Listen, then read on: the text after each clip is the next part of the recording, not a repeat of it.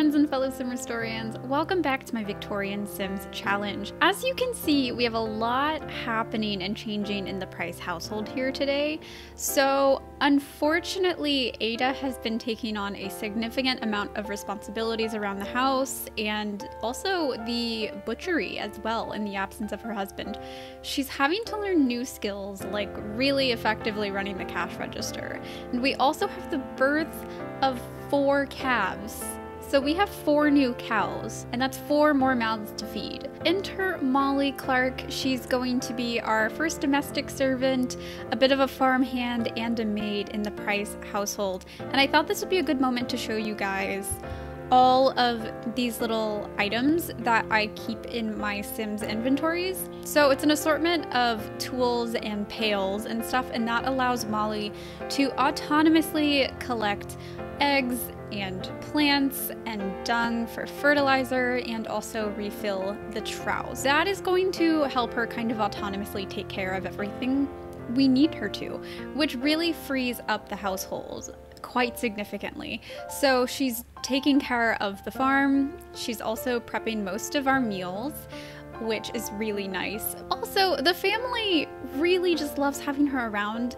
They kind of treat her like one of their own, like she's a part of the family, and that's not entirely unexpected for a domestic servant relationship in the 19th century, especially for families that only have one domestic servant in their household. So as you can see, they invite her to the meals, and this isn't something we would normally see in bigger households where we have an entire slew of servants taking care and maintaining the functioning of the house. But the one thing that she's not really doing is taking care of Teresa. Ada is really protective of Teresa at this point, and gosh, who can blame her? I mean, Teresa was born right after her father died. Essentially every day Mollie has to go around and keep the fires tended, so she also has some autonomous objects in her inventory that make her start fires and collect ashes, and that's really important because we actually sell the ashes in our butcher shop. And she's also in charge of making preserves. So I recently downloaded this great mod from the Plum Bob Keep that allows you to turn berries and fruits and meats and vegetables into various forms of preserves. So we're working on like jam preserves and fruit preserves right now because that's what we have. But I'm really excited once we actually start, you know, butchering animals. I mean, I guess we could. We already started butchering chickens. But once we start butchering even more, I want to do salted and cured meats as well that we can sell in our butcher shop. So she's a great help here. And as you can see, she's also in charge of taking care of the milk. So she's milking our cows. We actually get milk now that they've given birth. And you can see from her inventory there that you can separate the raw milk out into cream and milk. So we will be selling both of those objects in the butcher shop. So it's kind of becoming a bit of a multi-purpose grocery store and farm shop, which we will fix at some point because I do think that the Prices would open another store sometime soon because we're doing really well financially. As you can see, we've actually redecorated and remodeled a little bit of their first floor. So I know I said that I really like to keep the nurseries on the first floor, but you know, sacrifices have to be made. And I think Ada actually really misses taking care of so much of the farm work because she's just kind of hanging out in the rain while Mollie milks the cows. But we actually invite the Jungs over. They had such a traumatic experience last episode, both the Jungs and the Prices, with the loss of Emma. I'm kind of shocked we actually get Edmund, her former husband, out of the house because he has been struggling. Last episode he fought 2 of his siblings. He fought Mary and Jonah, and I think Jonah's really trying to talk some sense into him, like, be nice, they are our family now, like, even though Emma's not here, you have to be nice to them. I know you're going through some stuff. Because the reason we're here is for Teresa's birthday, and this is a really exciting moment for everyone. It's kind of like a nice little bright spot after everything that happened last episode. I keep saying that, like it's a nice bright spot after this tragic event. I said that before Emma died at her wedding too, and now look where we are. but it's fine. It's totally fine. So Teresa is going to age up into a child, and I'm really excited to see if she looks like her father because she's our last kid in this household. Lo and behold, before I can even finish dressing her in her child outfit, we have another fist fight in our living room, or our front parlor.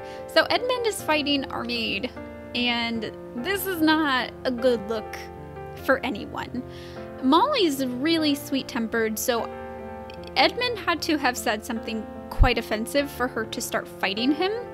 But, I mean, on the bright side for Edmund, this is the first fight he won. He just had to fight a young girl, but okay. As you can imagine, this kind of fight between Edmund and our new maid is a little bit scandalous. It really shouldn't be happening. I mean, these are people from two very different stations coming together and not getting along. However, Nellie is very aware of the situation and the fact that Edmund has been fighting everyone for no reason. So she makes sure that Ada knows that this is by no means Mollie's fault and that they should absolutely not fire her because of this. They send the kids home, and gosh, Ada and Nellie just kind of like take a breather, hang out in the front parlor by themselves, and just enjoy the peace and tranquility of their kids not being there. Thankfully, the next morning things are a little bit calmer. Marcus Wyatt is reading and Sophie is playing the piano, so things have calmed down a bit, and we finally get Teresa dressed up in her new outfit, and she actually gets some little spectacles because they're of a social class now that they could afford to get corrective lenses, so yay for Teresa for being able to see. I'm also really loving Marcus and Mollie's friendship. I mean, they just kind of like play together all the time. They give each other noogies, and they're playing, I don't know what this is, punch me, I guess? I don't know.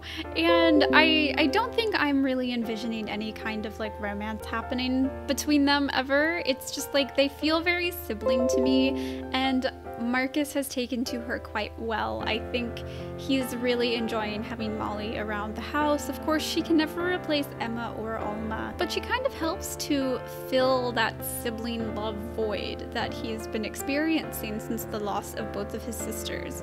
So this is also kind of why Mollie is really treated as a member of the household here. However, we have a big day coming up, so Mollie is preparing a berry pie for the festivities of formally kind of sorting out the arranged marriage between Marcus Wyatt Price and Delphine Rose Holloway. So this is going to be a really big wedding. I'm very excited for it. I think this is probably going to be the most formal one that we have thus far. So we have a berry pie that Mollie prepared for us to kind of enjoy the festivities.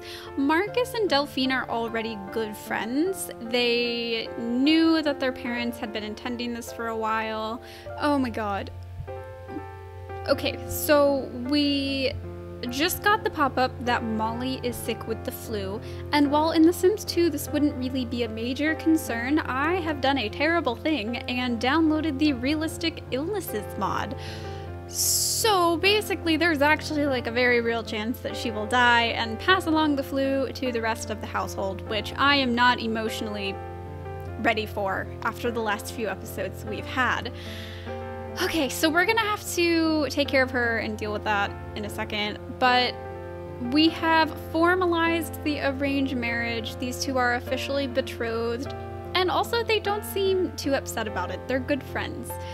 Unfortunately, Mollie wakes up the next morning coughing quite a lot. She is very ill, and things are a little bit tense in the household because she's not gonna be able to help out with anything. She has to stay seated in bed.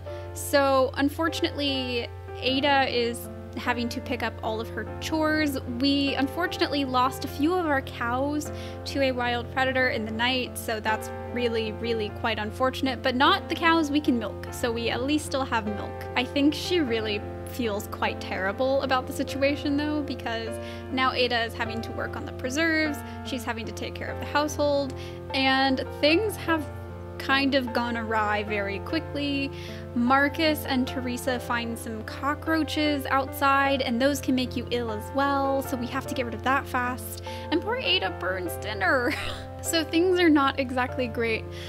But amongst all the chaos, it's Sophie's birthday. So Sophronia is officially a teenager, which means she can help out around the house more and also around the store, which I am really relieved about. I think we're gonna make her a fortune sim. I don't know, I feel like maybe that fits her.